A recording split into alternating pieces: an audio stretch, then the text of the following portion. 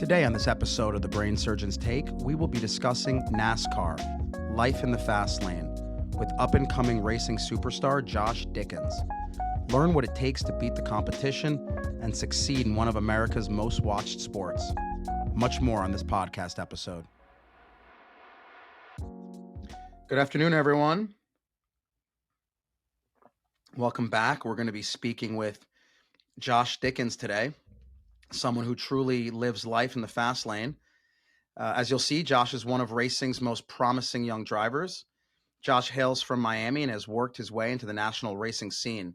He won both the Winter Nationals Road Course Championship at Florida International Rally and Motorsport Park and the Associates Group Young Lion Championship at Atlanta Motor Speedway. Really a meteoric rise, which will undoubtedly be a spectacular career. And here to discuss NASCAR, where he's headed, and life in the fast lane. So let me pull him in.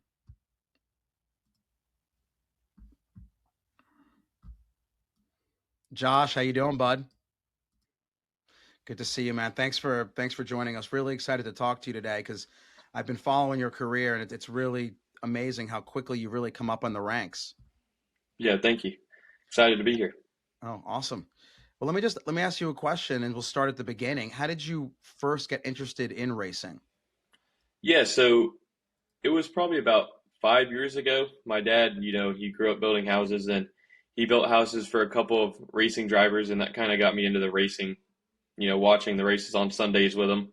And eventually it's like, okay, well, I want to try online and see what I could do. So we got a little steering wheel and pedals that you connect to your desk.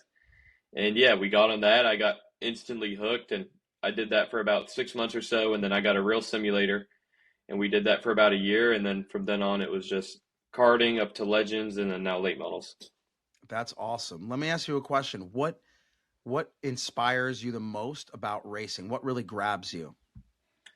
It's really just adrenaline, I have a drive in me for some reason. I just want to win, and I want to be the best at what I do. So just knowing, that adrenaline rush that I get, and just I like to compete. So I'd say those are the two things. Yeah, I can see that when you talk about racing and you talk about the high risk, but the incredibly high reward. I'm sure any driver would tell you the same. Take us through what a typical career looks like as you move up the ranks and eventually into NASCAR. What are the natural progression steps that people go through? Yeah, so I'd say depending on the kid, some will start late like how I did. I started at about 14 or 15 years old. There's some kids that are already, in a racing family. I wasn't in a racing family at that point. And some kids will start as young as 6 or 7, and they'll kind of just race and progress as they start to, win in their, respected series. And as they start to win, they'll move up to the next rank. There's always, age limits for the ranks that you go up to. So also making sure you're in the right age limit and whatnot is also important. But so for me, it's just whenever we start to win and just kind of establish our footing, you could say, in our series, and we think we've come to a point where, okay, we're ready for the next step, we're ready for, the next level of competition, we kind of go on to the next rank. Awesome. And just give us a little background. How competitive is this? How many people are trying to make it? I'm assuming it's ultra competitive, but just give us an example of what it takes. Yeah, so you could just say in NASCAR, for example, the top 3 series, they have about 35 to 40 drivers in each field across the top 3 series. So that's around, 105 to 120 drivers out of the millions that are trying to get a seat. So it's definitely pretty competitive. And the question that people would ask is, there's really 2 big racing circles, NASCAR and then there's Formula One. How are those different? Yeah, so NASCAR is kind of known as for having their stock cars, right? Heavier cars with a lot more horsepower, not as much downforce. So it's kind of just more vigorous, you could say. And then you go to Formula One, you got super light cars with also loads of power, but with the loads of power, they have loads of downforce, loads of grip. So it's just 2 completely different driving styles. Did you ever consider Formula One, or were you always NASCAR from the beginning? Yeah, I actually did. When I used to do karting, I got really big. Obviously, Formula One's all road course stuff. Whenever I did karting, I got really big into, all that road course stuff. And I'm like, I think I want to try. But the next step was getting into a legend, and I got into ovals. And then I ended up getting really, really good at ovals, which I'm also still really good at road courses. But I was just, since I was already so into ovals at that point, I thought it'd just be easier and for me to just go the oval route. Yeah. Well, I mean, obviously it's worked out to your favor, so great choice. The other thing I really want to focus on, I think, I mean, to me, it's pretty clear the extreme physical taxing nature of racing. People would commonly say, oh, well, you're just sitting in a seat, right? How physically taxing can it be? But tell us a little bit about what type of conditioning you have to do, diet, exercise, to keep your stamina up for these races. Yes, it's definitely, a lot of hard work. The biggest thing is the heat, right? So whenever you're in a race car, in a fire suit, in a helmet, and the outside temperature is 95, 100, and then you get in the race car, it's probably getting close to, 160, 170, 180, or even 200 inside the race car Wow. with a helmet on and all that, and then going for 200 lap race, it could definitely be a lot. We have some races the most recent race at Tri County, I wasn't there to race it, but that race was, I think, about 3.5 hours. So when you got to sit in that heat for 3.5 hours, that's definitely, really, really, really draining. So it's always, going out on runs whenever you can in the heat of the day. And I go to the gym every single day just to try and make sure that my strength is there and that I'm able to, complete every lap of a race in the best form possible. Like what type of exercises? So like the running in the heat makes total sense. You have to hydrate like crazy, I'm assuming, before a race, right? Like, I guess, what do you eat? What do you drink before a race? Yeah, so I would say what I like to eat and drink the night before a race is just pasta. And then just for the whole week before, we just drink loads of water. We drink every day on a normal day. We usually drink at least a gallon a day of water. And then coming up to the actual race day, we try to up it a little more to however much we can. How do you prepare for each race, right? Because you could say, oh, well, racing is racing. But how much studying, how much analysis of the course, the people who you're competing against, how much preparation goes into each race? Yeah, so if you want to be the best, you got to work harder than the rest. So going into a race weekend, if the race is Friday, Saturday, we start preparing, at least a few weeks before. We'll try running on the sim and already start turning laps for that race, making sure we're already getting our body ready with hydration and food and whatnot. And then getting up to the weekend, we go on and watch whatever videos we can find online, any personal GoPro videos.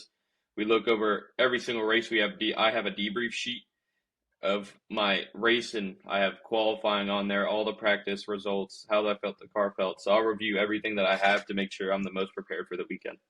See, that's great to hear, right? People might think, all right, well, you just show up and race, but everything that goes into that preparation is what separates the winners from the losers. I think anyone listening to that, that's a great take home point for any profession that you're doing. Just give us a little example of what race day is like, about the adrenaline. How do you control your emotions? What's going through your head on race day? Yeah, race day is definitely just trying to keep cool, with all the everyone being there and the adrenaline being very up. I'd say the biggest thing is qualifying. Those tracks are the big races. You'll roll out to qualify, and the pits will almost be dead silent, just with how focused everyone is and how attention focused they are. So it's just very, very serious when it gets to that point. You can kind of tell the whole field's mood changes. Practice is pretty, everyone's focused, but not as bad. And once you get to qualifying where it's time to really lay down a lap, that's when it gets really serious. What are you, as the driver, thinking before the race starts? Before the race starts, it's just kind of just going through different scenarios in my head, of okay, if this happens, what do I want to do? We obviously have strategies with the team we talk about before we get into the race. So just making sure I have all the strategies in my head. I'll talk to them whenever I get in the car through the radio, just making sure everyone's, clear and ready to go and what we want to do in our race. Does fear ever come into play? I mean, we've all seen horrific things go on, and it's part of the job, right? Just like anything else, there is a certain risk. But you, as the driver, does that ever enter your head? No, fear is no, I don't think of that. That's great to hear, and that's amazing, right? Because I feel like if you're fearful, you're going to race tight, and you're never going to win, right? If you basically have Yeah, to, I fear would just crush any hopes you have of racing the way you're supposed to. yeah, yeah. Just go out there and drive it as fast as you can. I love that. Just living life on the fast edge here. It, in your opinion, what is the most important factor to becoming a successful race car driver? Yeah, I mean, I'd say I've been around a lot of really big racing people, and the biggest thing I've heard is just being a well-rounded person, right? So it doesn't just taking having talent, it doesn't just taking being a good speaker, it takes everything, having your body in the right shape, being able to, it just takes the whole package, being able to talk to people, being able to, express yourself, being able to put in the work, being able to do everything is what it takes. Yeah, you can't be pigeonholed. And I think going back to your physical workouts and how you get ready for the races, how much of racing, how much of the success that you've had is physical versus mental?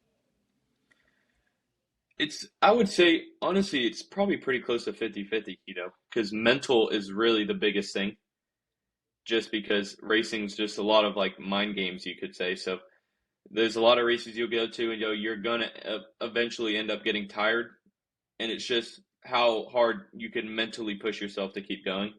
So I had a race earlier on this year at a track called Hickory, and the longest green flag run I had ever had was 40 laps, and that was the most brutal racetrack you could say, just really, really old, worn down, bumpy racetrack. And I would say by lap 25 or 30, my body was already pretty tired. And then the rest of the race, we went 111 laps green, and the rest of the race was just a full mental game. But I was able to drive it up through the field and finish sixth. So Episode is brought to you by Vitamin Water. Vitamin Water contains the optimal blend of electrolytes to fuel your day. So whether it's doing brain surgery or simply relaxing at the beach, Vitamin Water should be your source of hydration. Check out vitaminwater.com for more information and use promo code CROSSOVER for 20% off your first order. That's CROSSOVER for 20% off. Wow. And, along that mental aspect, which we were talking about, how do you stay focused and how do you keep your cool when you're in a tight race, right? Because there's so much pressure. How do you maintain that stability? yeah, it's just I'm not really a big like I don't really get too aggravated. I like to think I'm a pretty calm guy, so it's kind of just in me. I don't really ever get too riled up. So whenever I'm in the car, I just breathe and just I know how this goes and I know what's gonna happen. I know I have an idea of like what's going on around me, so I kind of just try and think it through in my head. It's like okay, I kind of just already go into what I'm doing, just expecting it. That way, it's not like a big surprise whenever it happens. So yeah, I would say that's how I would stay calm during a race. Yeah, I think a lot of that goes back to your preparation because you're so prepared for these races that it's hard for you to get caught off guard. Eh, Talk about the split second decisions that are involved in high level racing, like you're doing, and how you push the car, but you got to be careful to not go over the limits. Those are two things that are talked about a lot, but to the casual observer, we don't really understand. Just kind of give us a glimpse as to what those decisions are like and how do you push the car right on the edge. Yeah, so pushing the car on the edge is definitely the hardest thing. That's my biggest issue this year was for qualifying. Qualifying you got there and really push your car to the limit. So going into qualifying this year, it's way different from what it was last year. And this year, you could really, really, really push it on the edge to be as fast as you possibly can. So it's kind of just being one with the car, I would say. As you get more used to the car, you kind of get used to like being able to push it on the edge and know what would happen and know where that limit is. You obviously want to push it just a hair over the limit, but you don't want to go too much over that. Yeah. Have you in your preparations and your practices ever pushed it too far? Let me Actually, I've never pushed it too far in qualifying to where I've spun out or anything like that. I've definitely Mhm. either been under the limit or right at it. Yeah, that's clearly a very fine line. You had mentioned earlier about the pit crew and what have you. How important is that teamwork? I mean, you always see those highlights of how quickly they work on the car, but talk about your pit crew. How are they selected and how important that teamwork is for your success? Yeah, so racing, is definitely a team sport. It's not a one driver can't do it all, one pit crew can't do it all for the driver. So it takes the right driver with the right mindset, the right pit crew with the right mindset, guys that want to be there, guys that want to go out there and win. And then obviously the biggest thing's a car. The car is really I'd say the deciding factor of what makes a winning team. So it's just a big, everything needs to be there. And how important is the type of car? Like if you had to race with a different car, how much of a change would that be for you? Like all the little details that we're talking about. Yeah, it's just all the work that goes into a car, right? So we think of it this year when you go to late models, it's kind of like a 70% car, 30% driver. So a car takes up a pretty good chunk of the speed that you make up at the racetrack. It's obviously really important to have a driver that's able to consistently hit his marks and just consistently like be in the game. But yeah, I'd say the car is pretty important. Wow. And how involved are you in tweaking the car, working on the car, making adjustments?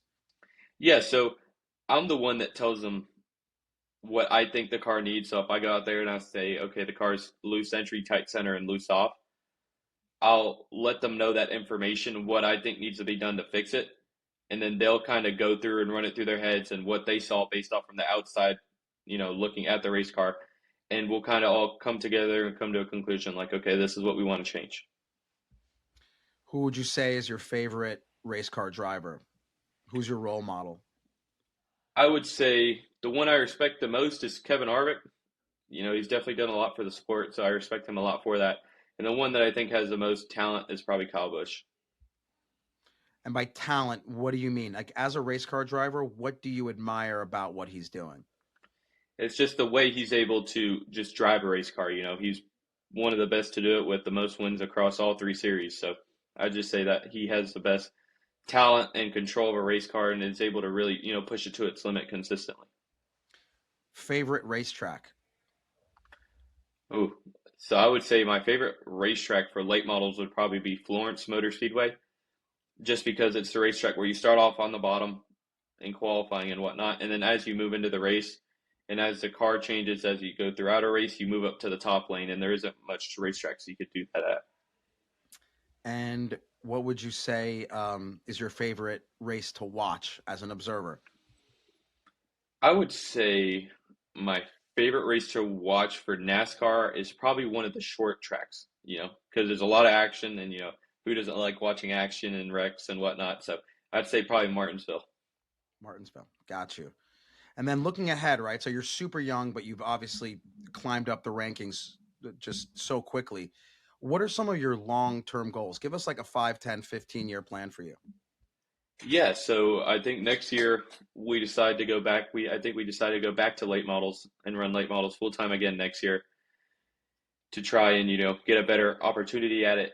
And then moving on to the year after that, the 2 years after that, we're going to just try and get a full time ride and start putting our feet into actual NASCAR, the truck series. So we're going to try and get a full time ride. I'd say probably 3 years from now, and then 2 years after that, or whenever the opportunity comes, move up to Xfinity, and then whenever the opportunity comes after that, move up to the Cup Series.